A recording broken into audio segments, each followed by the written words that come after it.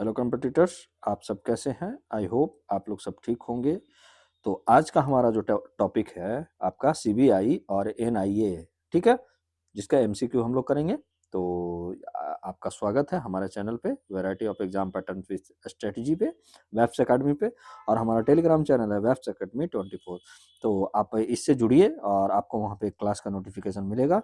और हमारा रात में जो एनसीईआरटी का बैच है, आज आपके लिए क्लास आएगा, ठीक है? कल ये क्लास नहीं हो पाई थी और आप जाके द हिंदू क्लास भी आप देख सकते हैं। तो बिना कुछ देर किए हुए हम लोग चलते हैं फर्स्ट टॉपिक जो हमारा है आज का, सेंट्रल ब्यूरो ऑफ इन्वेस्टिगेशन। ठीक है, सीबीआई का फुल फॉर्म क्या होता है? Central Bureau of investigation. तो क्या है इसको थोड़ा सा हम लोग का क्या है, किस तरीके से हम लोग करते हैं कि पहले इसका संक्षेप ब्रीफ में थोड़ी सी जानकारी लेते हैं हम लोग। तो क्या है आज का ये सीबीआई में? सीबीआई भारत की प्रमुख केंद्रीय जांच एजेंसी है। क्या करता है? इन्वेस्टिगेशन करता है। ठीक है, किस से रिलेटेड है ये? भ्रष्टाचारी से, आपका इकोनॉमिक जो है, आपका आर्थिक अपराध से, विशेष कोई भी अपराध हो गया, और हाई प्रोफाइल जो केस होता है ना, मामला में ये जांच करता है। स्थापना एवं कानूनी आधार क्या है इसका? स्थापना जो हुआ है आपका 1963 में हुआ है, और इसको कानूनी जो आधार प्राप्त हुआ है दिल्ली स्पेशल जो पुलिस एस्टेब्लिशमेंट एक्ट जो है ना, डीएसपीई 1946 का, उसी से इसको कानूनी आधार मिला है।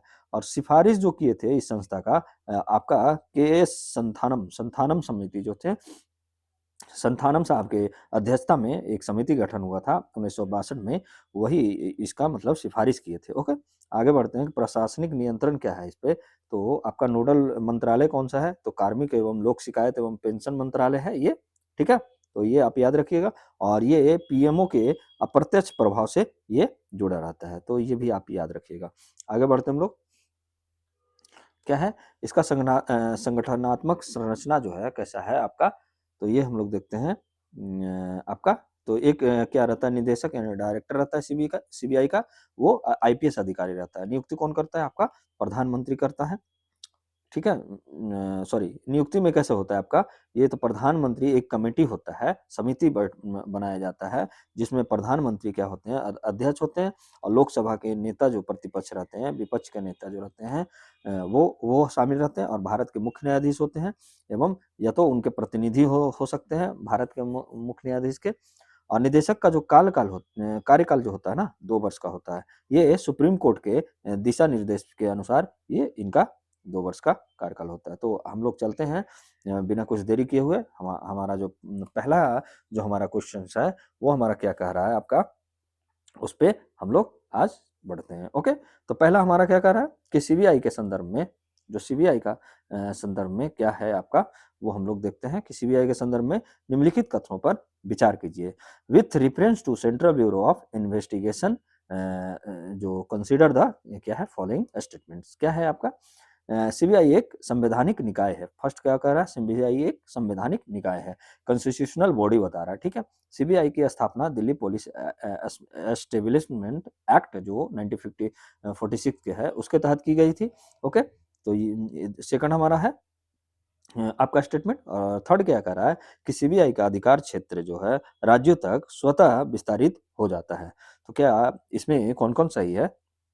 तो हमारा जो आंसर होगा ना, ये सिर्फ इसमें क्या है कि आपका केवल 2 ही सही है, ठीक है? आपका सीबीआई एक संवैधानिक संस्था नहीं है, ठीक है? बल्कि एक क्या है? वैधानिक संस्था है। कैसा है? आपका वैधानिक है, मतलब ये नियमों के द्वारा आया। कौन सा एक्ट आया था आपका? दिल्ली स्पेशल जो पुलिस एक्ट, एस्टेब्लिशमेंट एक्ट है ना, ये 1946 का, उसी के तहत ये क्या हुआ है आपका? गठन हुआ है किसका? सीबीआई का। और सीबीआई को आपका कानूनी अधिकार जो इससे प्राप्त होता है, सीबीआई की स्थापना, ठीक है?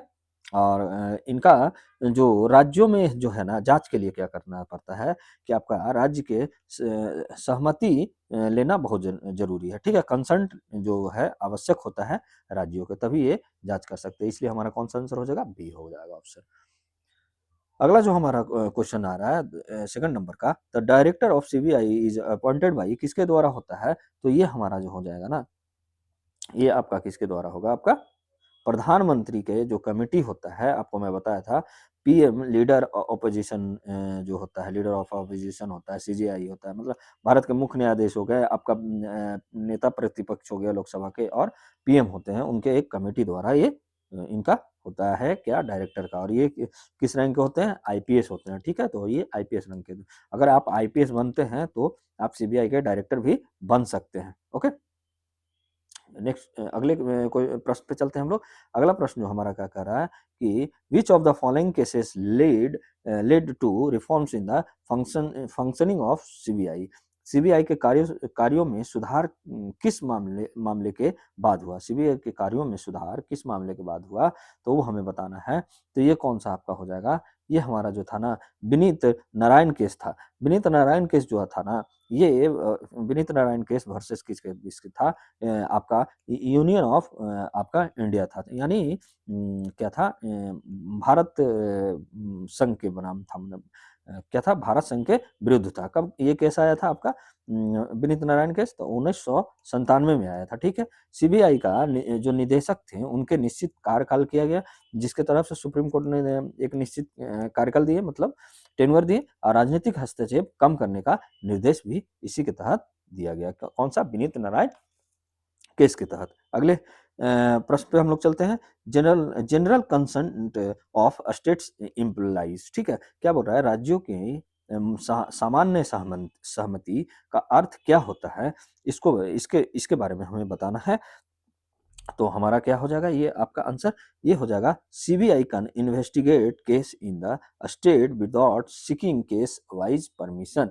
मतलब इसका क्या है कि आपका अगर जनरल कंसेंट मतलब होता है पूर्व अनुमति, ठीक है। यदि वापस ले ली जाए तो क्या होता है, पूर्व अनुमति अगर वापस ले लिए जाते हैं, हर केस में अनुमति जरूरी होता है। तो यही कह रहा है कि सीबीआई कैन इन्वेस्टिगेट, मतलब केस का जांच कर सकता है स्टेट के बिना, मतलब सीकिंग केस बाई परमिशन, मतलब हर केस के लिए आपको आपका अनुमति जरूरी है। यदि वापस ले लेता है अगर आपका जनरल कंसेंट, तो आपको जरूरी है, नहीं तो फिर ऐसे, मतलब ऑप्शन नंबर हमारा सी हो जाएगा।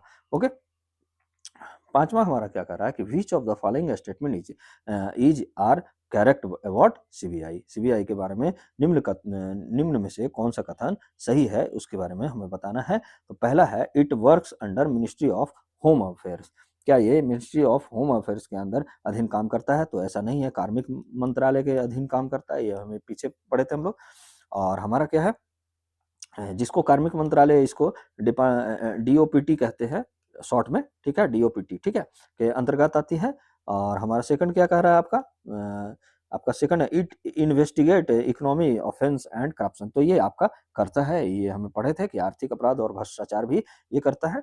और सुप्रीम कोर्ट है supervisory jurisdiction cover over CBI. तो ये आपका, ये भी आपका क्या है, सही है, ठीक है। क्या कह रहा है कि सुप्रीम कोर्ट निगरानी करता है, निगरानी कर सकता है विशेष मामलों में सीबीआई के ऊपर, तो ये आपका ये भी सही हो गया। तो यानी 2 और 3 किस में है, तो बी में है, ऑप्शन बी में है। और एक क्यों गलत हुआ आपका, ये है कार्मिक मंत्रालय जो होता है उसके अंतर्गत आता है, ना कि होम मिनिस्ट्री के अंतर्गत आता है। तो ये फंसा सकता है आपको कि सीबीआई जो है ना आपका किसके अंतर्गत आएगा, आपका होम मिनिस्ट्री के अंतर्गत, तो ये ऐसा नहीं आता है, कार्मिक मंत्रालय होता है, ठीक है, डीओपीटी। अगला क्वेश्चन जो हम अगला प्रश्न जो है हमारा है कि द फेमस टर्म आपका कैजेड पैरोट, ठीक है, एक टर्म आता है caged parrot in relation to CBI was used by. CBI के लिए कैज्ड जो पैरोट शब्द का प्रयोग किसने किया था, सीबीआई के लिए कैज्ड जो पैरोट है शब्द है वो किसने आपका प्रयोग किया था, तो हमें बताना है आपका 6 नंबर का। तो ये कौन किया था ना, सुप्रीम कोर्ट ऑफ इंडिया किया था, ठीक है। क्या 2013 में क्या हुआ था ना, 2013 में कहा था कि सीबीआई क्या बोले थे ये, मतलब Supreme Court, CBI is a caged parrot speaking in this master's voice, ठीक है। मतलब 2013 के मामले में कहा था, ठीक है। तो ये आप याद रखिएगा, सुप्रीम कोर्ट ऑफ इंडिया ने, यानी सुप्रीम कोर्ट ने क्या कहा था, कैजेट पैरोट किसके लिए, सीबीआई के लिए शब्द। तो ये आप याद रखिएगा, ऐसे क्वेश्चन बनाता है, ठीक है। 7 नंबर क्वेश्चन जो हमारा क्या कर रहा है, आज का 7 नंबर क्वेश्चन क्या कर रहा है कि CBI derives police powers from. क्या है अब फ्रॉम, ठीक है, सीबीआई को पुलिस शक्तियां किससे प्राप्त होती है, तो किससे प्राप्त होती है अभी हम लोग जाने हैं, Delhi special police police establishment act जो है 1946 का, उसके तहत इसको क्या मिलता है आपका, शक्तियां प्राप्त होती है। अगला प्रश्न जो हम लोग बढ़ते हैं कि which of the following is not A division of CBI, निम्न में कौन सा सीबीआई का प्रभाग नहीं होता है, डिवीजन मतलब होता है प्रभाग, ठीक है। तो ये हमारा आंसर क्या हो जाएगा, ये हमारा आंसर हो जाएगा साइबर सिक्योरिटी डिवीजन। देखिए आपका एंटी करप्शन डिवीजन है, ठीक है, इकोनॉमिक ऑफेंस भी डिवीजन है, मतलब आर्थिक अपराध के लिए भी है, स्पेशल क्राइम्स के लिए भी डिवीजन है, ठीक है। तो ये आपका साइबर के लिए डिवीजन नहीं है, ठीक है। अगला प्रश्न में हम लोग चलते हैं।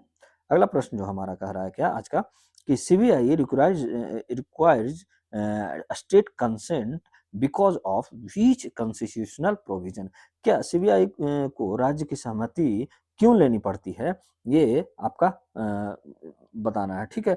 क्यों लेनी पड़ती है, ये ऐसा कहाँ प्रावधान है आपका, तो ये हमारा है आर्टिकल 246, ठीक है। 246 क्या कहता है कि पुलिस जो है ना, पुलिस जो है ये आपका किसके है, आपका राज्य सूची का विषय है, राज्य सूची का विषय है, मतलब राज्य सूची के लिस्ट नंबर 2, ठीक है, लिस्ट नंबर 2 में आता है, ठीक है। और इसमें क्या कहा गया, केंद्र तभी मतलब हस्तक्षेप कर सकता है ना जब राज्य सहमत हो, तो इसलिए प्रोविजन बनाता है आर्टिकल 246, ओके। तो ये याद रखिएगा, ये मोस्ट इंपॉर्टेंट है कि अभी आर्टिकल जो हम लोग को पढ़, आपको पता लगा है आपका आर्टिकल 246, सीबीआई को मैंने कंसंट किस आपका संवैधानिक प्रावधान है, तो राज्यों से आर्टिकल 246 के तहत, ओके।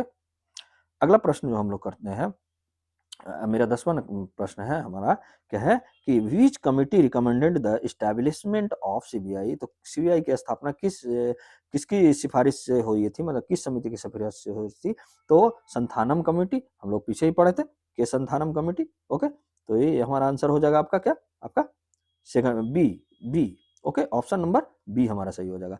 अब हमारा 11 नंबर जो क्वेश्चन कर रहा है क्या, 11 नंबर क्या क्वेश्चन कर रहा है कि consider the following statement about the consent of state to CBI. देखिए क्या है ना कि आपको बार बार ये क्वेश्चन जो आ रहा है स्टेट टू सीबीआई आ रहा है, ज्यादातर ना क्वेश्चन इसी तरह से आपको घुमा के बनाएगा, क्योंकि ज्यादातर जो है ना आप इस्टेब्लिशमेंट याद रखिएगा, आप उसके एक्ट को याद रखिएगा, लेकिन आप ये नहीं, आप मंत्रालय भूल सकते हैं, मिनिस्ट्री आपका कंफ्यूजन हो सकता है, लेकिन सबसे ज्यादा जो कंफ्यूजन होता है ना आपका, मतलब क्या होता है, राज्यों के सहमति के संदर्भ में ही मतलब सीबीआई का क्वेश्चंस बनाए जाते हैं। तो इसलिए मैं भी आपके लिए इसी तरीके का क्वेश्चंस लाया हूँ। तो आपको पहला क्या है आपका स्टेटमेंट कि सीबीआई को राज्यों की सहमति के संदर्भ में निम्नलिखित कथनों पर विचार कीजिए। क्या है यहाँ पे, ये state can withdraw it's general consent at any time, ठीक है। आपका क्या है, पहला क्या है आपका कि मतलब किसी समय आपका विदाउट विथड्रॉ अप कर सकता है स्टेट, ठीक है। तो ये जनरल कंसेंट समान मतलब जो सहमति को, तो ये भी सही है हमारा। Withdrawal of consent does not affect case already registered, तो ये भी क्या है ना आपका कि पहले से जो दर्ज मामला पर है इसका असर नहीं पड़ेगा, तो ये भी आपका सही है। तो हमारा एक और दो दोनों सही है। और थर्ड क्या बोल रहा है कि after withdrawal CBI can not investigate even if ordered by the Supreme court. क्या कह रहा है ना कि सुप्रीम कोर्ट और हाई कोर्ट के मतलब जो है के आदेश पर सीबीआई जांच कर मतलब ये कह रहा है कि नहीं कर सकता है, लेकिन यहाँ पे क्या है आपका जांच कर सकता है, इसलिए ऑप्शन नंबर सी जो है हमारा यहाँ पे गलत हो गया, यानी हमारा हमारे ऑप्शन कौन कौन होगा, एक और दो, यानी बी ऑप्शन हमारा सही हो जाएगा। अगला को हम लोग प्रश्न चलते हैं कि which of the following best describes the nature of CBI, CBI का प्रकृति को सबसे बेहतर रूप में कौन दर्शा रहा है निम्न में से, तो ये आपको बताना है। तो ये हमारा कौन कौन सा आंसर हो जाएगा, एक वैधानिक संस्था है, ये हम लोग पहले ही जान गए हैं, क्यों, क्योंकि ये आपका Delhi special police establishment act जो आया था उसी के तहत ये 1946 के तहत ये बना है, इसलिए ये क्या है, एक स्टेचुअरी बॉडी है, यानी वैधानिक संस्था है।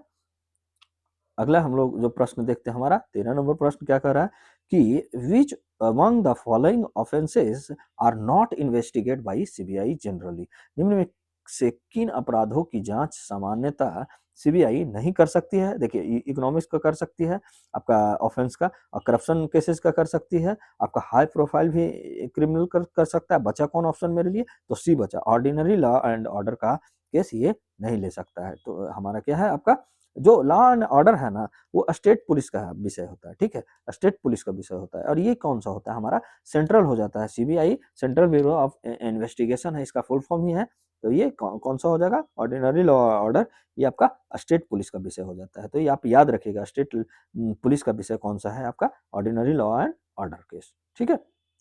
अगला जो हमारा प्रश्न है आज का, कि in which case did the Supreme Court improvise the independence of CBI? ठीक है, ये क्या कह रहा है, किस मामले में सुप्रीम कोर्ट ने सीबीआई को स्वतंत्रता पर जोर दिया है, किस मामले में? तो ये आपको मैं पीछे भी आपको आपका करवाया था आपका, कि किस मामले पर आपको विनीत नारायण को जो केस आया था ना, उस पर ही ये स्वतंत्रता पे जोर दिया था, और इसी में आपका कार्यकाल जो है आपका निश्चित किया था, ठीक है?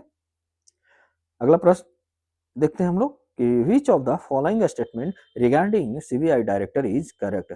सीबीआई निदेशक के संबंध में कौन सा कथन सही है? तो हम लोग देखते हैं, अपॉइंटेड बाय यूनियन मिनिस्टर, ऐसा नहीं है। फिक्स्ड टेन्योर, दो वर्ष, ठीक है, ये सही है। तो हमारा यही सही हो जाएगा, ठीक है? हमारा कौन सा सही हो जाएगा, हमारा बी ही हो जाएगा।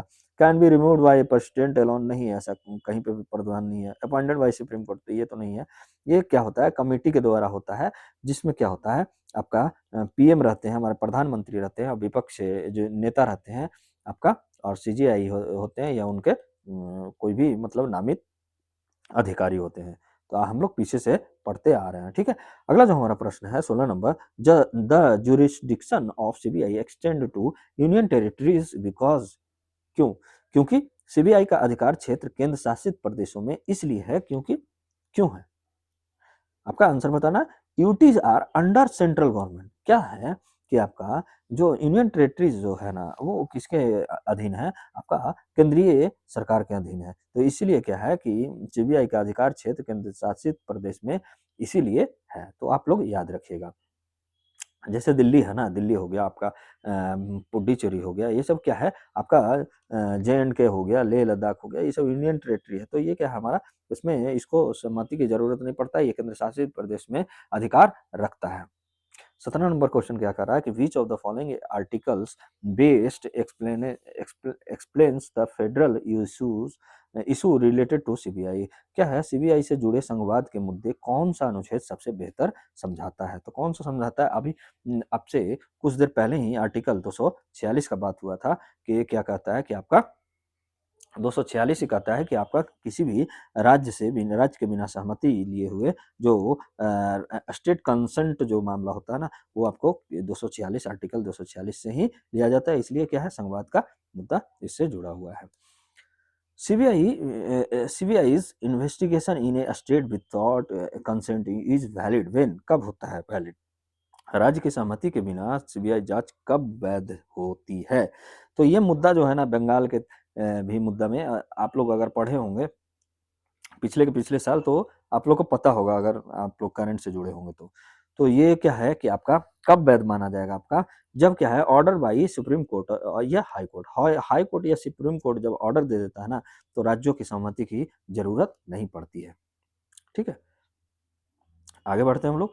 आज का 19 नंबर क्वेश्चन क्या कह रहा है हमारा, कि विच ऑफ द फॉलोइंग आपका रिफ्लेक्ट्स द क्रिटिसिज्म आपका क्या है, क्रिटिसाइज जो कर रहा है ऑफ सीबीआई, निम्न में कौन सी है सीबीआई की आलोचना को दर्शाता है? तो कौन दर्शाता है आपका, ऑप्शन नंबर हमारा हो जाएगा कैज पैरोट, ठीक है? ये जो सुप्रीम कोर्ट जो था आपका, जब मतलब एक केस आया था ना, उसमें क्या कहा था सुप्रीम कोर्ट, आपका नवनीत नारायण केस जो आया था, उसमें कैज पैरोट सीबीआई को बोला गया था, ठीक है?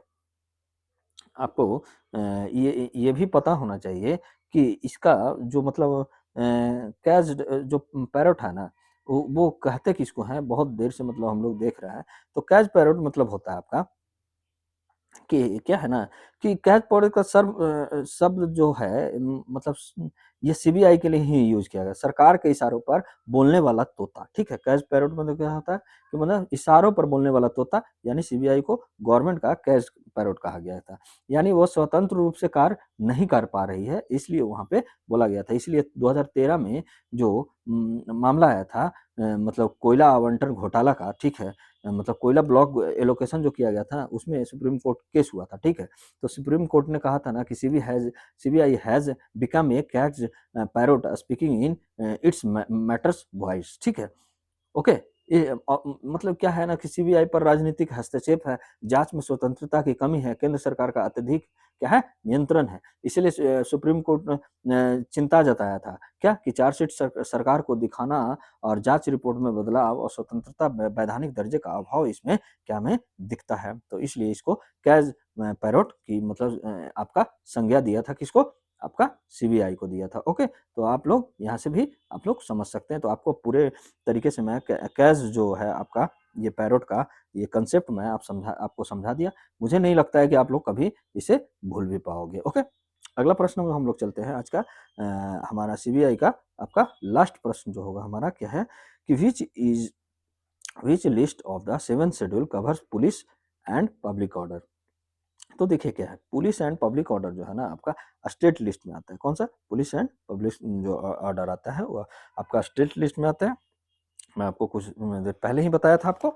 तो आपका ये जो आज का जो टॉपिक है ये आपका सीबीआई का, वो आपका समाप्त हुआ। अब नेक्स्ट टॉपिक पे हम लोग चलते हैं।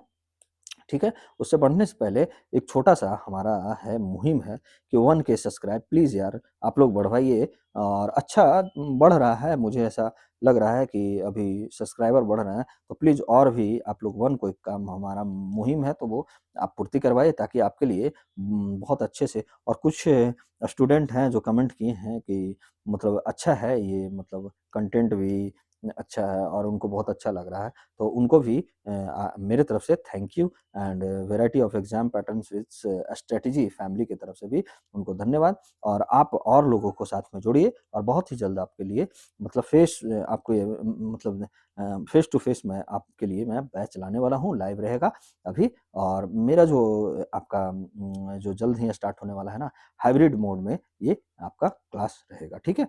तो और भी आप जो भी अभी है कुछ दिनों में तक आपका इंतज़ार करना पड़ेगा, जब तक आप अपनी माँगों को रख सकते हैं कि आपको क्या चाहिए, आपके कौन से एग्ज़ाम हैं। और देखिए अभी जेपीएससी भी आपका दे दिया है, नोटिफ़िकेशन जारी कर दिया है, तो उसके लिए मैम जो हैं वो आपको लाएँगे और वो जो करवा रहे हैं, ठीक है? ज़रूरत पड़ेगा तो मैं भी उसमें इन्वॉल्व होऊँगा और बाकी अभी तो जो भी है आपका माँग मैं उसका पूर्ति कर ही रहा हूँ और जो भी और भी माँगे हैं, आप प्लीज़ मेरे से आप ज़रूर अपने कमेंट में ज़रूर बताइएगा।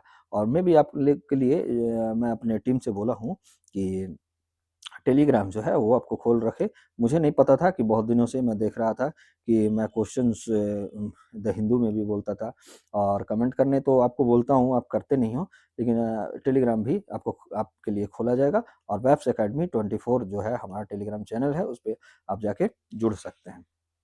तो एक मुहिम है कि 1 के का सब्सक्राइबर का तो प्लीज़ यार करवाइए, ठीक है? आगे बढ़ते हैं आज का अगला जो टॉपिक है हमारा। नेक्स्ट जो हमारा टॉपिक है एनआईए का है, ठीक है? जिसका मतलब होता है नेशनल इन्वेस्टिगेशन एजेंसी। तो इसका ब्रीफ नॉलेज ले लेते हैं थोड़ा। राष्ट्रीय जाँच एजेंसी बोला जाता है हिंदी में।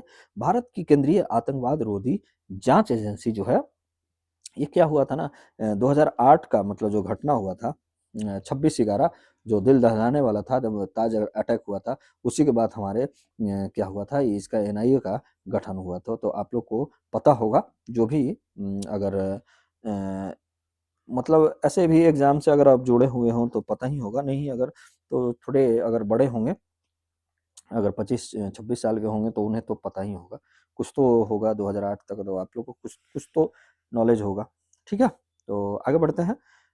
आतंकवाद और राष्ट्रीय सुरक्षा से जुड़ी गंभीर अपराधों की जाँच करती है, स्थापना इसका 2008 में हुआ था। एनआईए एक्ट के 2008 के द्वारा, ठीक है? इसका बैकग्राउंड क्या है 26/11 देखिए मुंबई आतंकी हमले के बाद ये हुआ था। ये एक वैधानिक निकाय है क्योंकि एनआईए एक्ट के द्वारा इसका गठन हुआ, केंद्र सरकार के ये अधीन रहता है।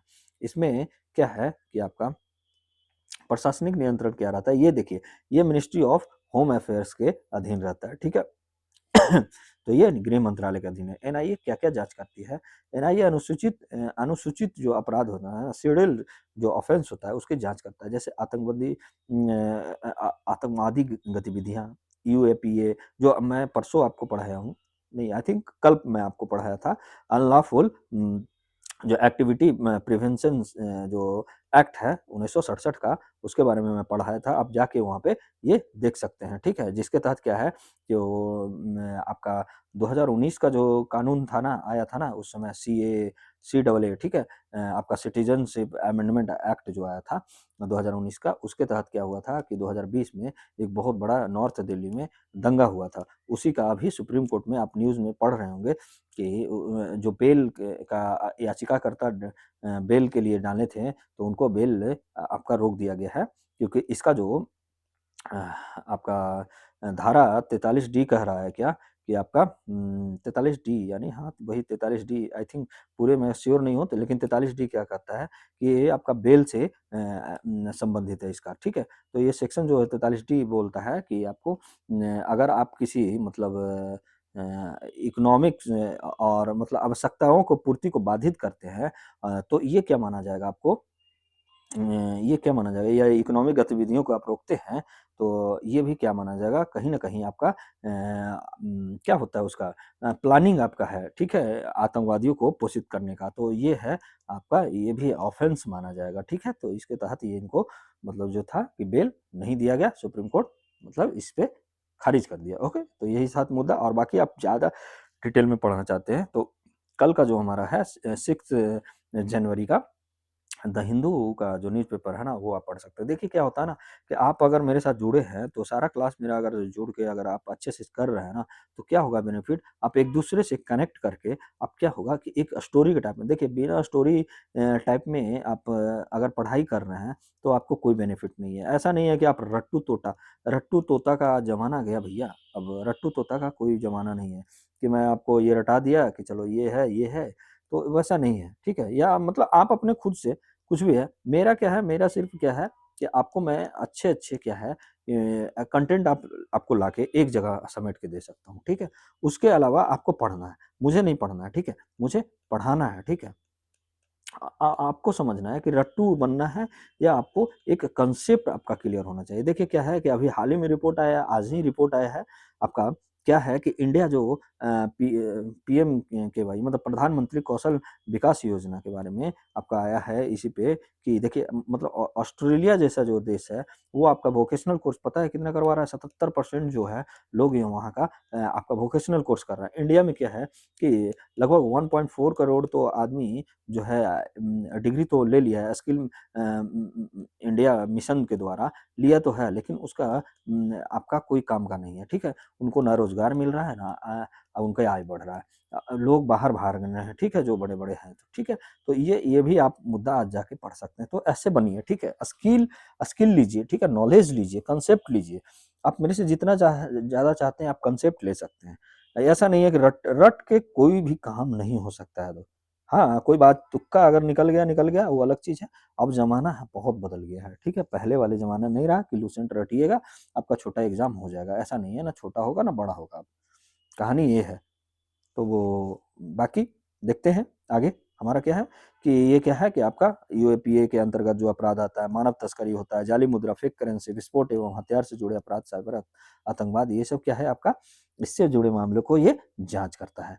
क्या है कि एनआईए को राज्य की सहमति की आवश्यकता नहीं होता। देखिए सीबीआई में क्या होता है जाँच की आवश्यकता होती है जो हम लोग पीछे पढ़े हैं। और वो क्या हुआ था आपका डीपीएसई ठीक है? दिल्ली पुलिस स्पेशल आपका क्या है Delhi special police establishment act से आपका क्या हुआ था ये आपका 1946 के तहत आपका क्या हुआ था इनका गठन हुआ था किसका सीबीआई का तो ये भी आप याद करते रहिएगा और ये कैसे हुआ एनआईए एक्ट में फिर जबकि सीबीआई का होता है ये देखिए यहाँ पे लिखा हुआ एनआईए एक्ट में 2019 में भी संशोधन हुआ जो भारत के बाहर हुए अपराधियों को भी ये जांच कर सकता है नए अपराध शामिल हुए, राष्ट्रीय सुरक्षा को मजबूत किया गया और सीबीआई भ्रष्टाचार, आर्थिक अपराध और राज्य सहमति जरूरी है, लेकिन एनआईए में आतंकवाद और राष्ट्रीय सुरक्षा एनएसए का जो एक्ट लगता है, इसी के तहत लगता है एनआईए के द्वारा, ठीक है? सहमति जरूरी नहीं है। अगला हम हमारा जो अब हमारा जो प्रश्न स्टार्ट हो गया। आप लोग देखिए कितना मज़ेदार इसमें प्रश्न है। क्या कह रहा है कि with reference to national investigation agency consider the following statement. क्या कह रहा है कि राष्ट्रीय जांच एजेंसी जो एनआईए है के संदर्भ में निम्नलिखित कथनों पर विचार कीजिए। पहला क्या है कि एनआईए एक संवैधानिक निकाय है, तो ऐसा नहीं है, ये वैधानिक निकाय है।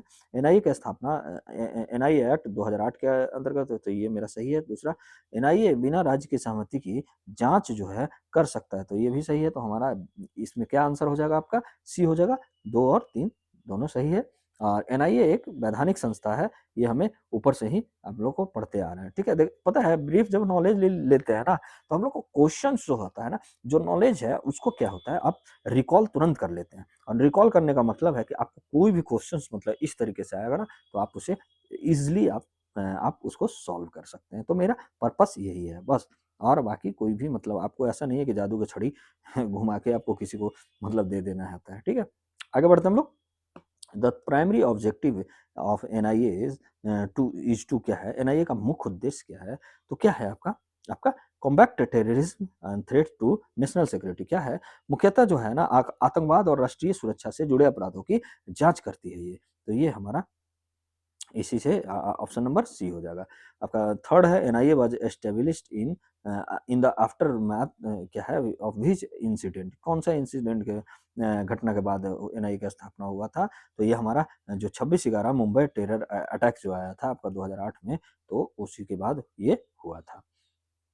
अगला हम लोग चलते हैं। हमारा जो चौथा नंबर है, क्या है आपका आंसर?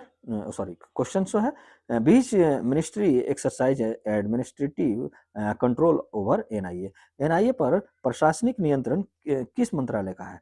तो किस मंत्रालय का है? अभी हम लोग पढ़े हैं कि मिनिस्ट्री ऑफ होम अफेयर्स। किसका? Ministry of home affairs. तो ये याद रखिए, सीबीआई जो कार्मिक मंत्रालय के अंदर आता है, तो आप लोग ये रिकॉल करते जाइएगा। निम्न में से कौन सा अपराध एनआईए के अधिकार क्षेत्र में नहीं आता है? Which of the following offenses fall under the jurisdiction of NIA? कौन नहीं आता है आपका? तो देखिए क्या है, हम लोग ऐसे निकालते हैं। टेरर एक्टिविटी आता है, ह्यूमन ट्रैफिकिंग आता है, ठीक है। आपका कंट्रफर्टिंग जो एबिलिटी ऑफ करेंसी होता है, ये भी आता है हमारा, ठीक है। तो 3 भी आता है। साइबर फ्रॉड है ना, ये नहीं आता है, और ना सीबीआई में आता है ना इसमें आता है, तो ये आप याद रखिएगा। तो ये हमारे लिए एक बड़ी चुनौती भी है, ये भी जान लीजिएगा। आप अगर तैयारी कर रहे हैं यूपीएससी का, तो इससे आपको पता चल रहा होगा कि मतलब आपका जो है ना सीबीआई साइबर से है, ना एनआईए से है, एनआईए है साइबर अपराध से। तो इसके लिए क्या है, हमारे पास एक चुनौती का ये मुख्य कारण भी बनते जाता है, ठीक है। विच amendment expanded the power of jurisdiction of NIA beyond India. क्या है 6 नंबर क्वेश्चन जो हमारा कर रहा है, किस संशोधन ने एनआईए की शक्तियों को भारत से बाहर तक बढ़ाया है? तो हमारा 2019 में जो हुआ था संशोधन, अभी हम लोग पढ़े थे, तो हमारा ऑप्शन नंबर सी आंसर सही हो जाएगा आपका कि 2019 में संशोधन हुआ था जो विदेशों में जांच कर सकता था। नए अपराध जोड़े गए जैसे ह्यूमन ट्रैफिकिंग और साइबर टेररिज्म इसमें जोड़ा गया है। तो आपको याद रखिएगा साइबर टेररिज्म भी मतलब साइबर से आतंकवाद जोड़ा गया है।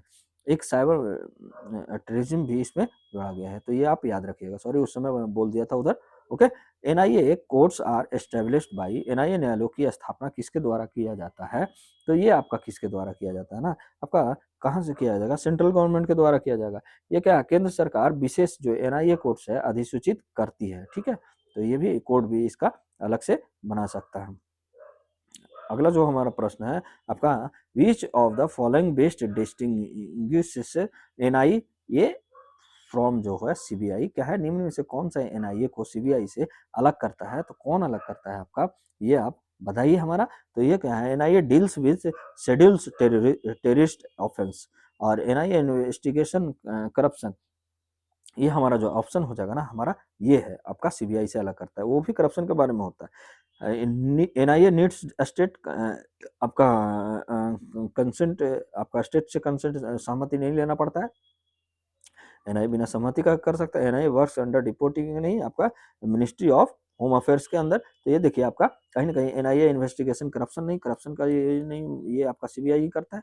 तो ये आप याद रखते जाइएगा ना, आपका जब मैं पीछे पढ़ाया इसीलिए एक साथ में इसीलिए लाया हूँ क क्योंकि आपको इस तरीके से पता चल सके, ठीक है? 9th नंबर हमारा क्वेश्चन क्या कह रहा है आपका कि which schedule is associated with the NIA act? NIA act किस अनुसूची से जुड़ा हुआ है? तो ये हमारा कौन-सा अनुसूची है? हमारा क्या होगा? लिस्ट ऑफ शेड्यूल ऑफेंस, ठीक है? ये इससे जुड़ा हुआ है, पीछे ही हम लोग पढ़े हैं। तो अगला जो हमारा क्वेश्चन है 10वां नंबर क्वेश्चन हमारा क्या कह रहा है कि from the federal perspective NIA is often criticised because क्या होता है संघवाद के दृष्टिकोण से एनआईए की आलोचना क्यों की जाती है? क्यों की जाती है? क्योंकि it encroaches upon state police power, ठीक है? क्या है ना, मतलब ये स्टेट पुलिस पावर का ऊपर ही इसका मतलब ये इसका मतलब शक्ति रहता है, ठीक है? इसलिए इसको मतलब संघवाद की दृष्टि से आलोचना किया जाता है, ये क्योंकि ये स्टेट पुलिस पे भी ये ऊपर मतलब अपना कार्य कर सकता है। तो कहीं न कहीं संघवाद का उल्लंघन करता है, तो इसलिए आलोचना होता है। 11 क्या है कि आपका 11 नंबर जो हमारा क्वेश्चन क्या कह रहा है कि आपको देखिएगा, consider the following statement regarding NIA amendment act 2019 के जो संशोधन हुआ है एनआईए में, उसके संदर्भ में निम्नलिखित कथन पर विचार कीजिए। क्या है? It empowered NIA to investigate offence जो कमिटेड आउटसाइड इंडिया, ये सही है, मतलब भारत से बाहर भी आप जांच कर सकता है, ये आपका देख सकता है, ठीक है? तो ये हमारा सही है। आपका एक जो हमारा है वो हमारा सही है। दूसरा क्या है कि इट एडेड ह्यूमन ट्रैफिकिंग और काउंटरफिट जो currency as a scheduled offence, ठीक है? ये दूसरा भी हमारा सही है। दूसरा इसलिए सही है क्योंकि ये बोल रहा है कि मानव तस्करी और जाली मुद्रा आदि ये जोड़े गए हैं, तो ये भी जोड़े गए हैं, तो एक हमारा सही है। दो दूसरा कथन आपका सही है। आपका थर्ड जो हमारा बता रहा है ना कि it requires prior permission of the state government for investigation. Investigation के लिए प्राथमिकता मतलब क्या है कि आपको राज्य से सहमति लेना पड़ेगा, तो ऐसा कहाँ है? कहीं भी राज्य की पूर्व अनुमति की आवश्यकता नहीं पड़ता है। तो हमारा 3 जो इसमें ऑप्शन रहेगा वो खत्म हो गया और 1 और 2 इसमें है कौन में? आपका ऑप्शन नंबर बी हमारे लिए सही हो गया, ठीक है? आगे चलते हैं। हमारा क्या है कि अगला जो हमारा प्रश्न है कि आपका 12 नंबर जो प्रश्न क्या कह रहा है कि NIA derives it's power primarily from which constitution entry, ठीक है? एनआईए को अपनी शक्तियां मुख्यतः संविधान के किस प्रविष्टि से मिलती है? तो किस प्रविष्टि से मिलती है? तो हम लोग अभी जाने हैं किससे मिलेगा आपको? आपका आपका किससे मिलेगी? आपका ये कंकरेंट लिस्ट यानी समवर्ती सूची, ठीक है? समवर्ती सूची जिसमें क्रिमिनल लॉ है। देखिए हमारे मतलब संविधान में है ना कि मतलब जो ये क्या है आपका 3 सूची दिया गया है, ठीक है? क्या है? एक संघ सूची दिया गया है, ठीक है? दूसरा क्या हो गया आपका राज्य सूची है और एक है आपका थर्ड है जो समवर्ती सूची जिसको कंकरेंट लिस्ट बोला जाता है, समवर्ती सूची, ठीक है? तो इसमें क्या है कि आपका सेंट्रल ही सिर्फ आपका कानून बना सकता है, राज्य आपका स्टेट बना सकता है और समवर्ती में है ना कि आपका संघ और राज्य दोनों बना सकता है, यानी सेंटर और स्टेट दोनों बना सकता है। तो ये कंकरेंट लिस्ट में आता है, ठीक है? आप याद रखिएगा 12 नंबर, ठीक है?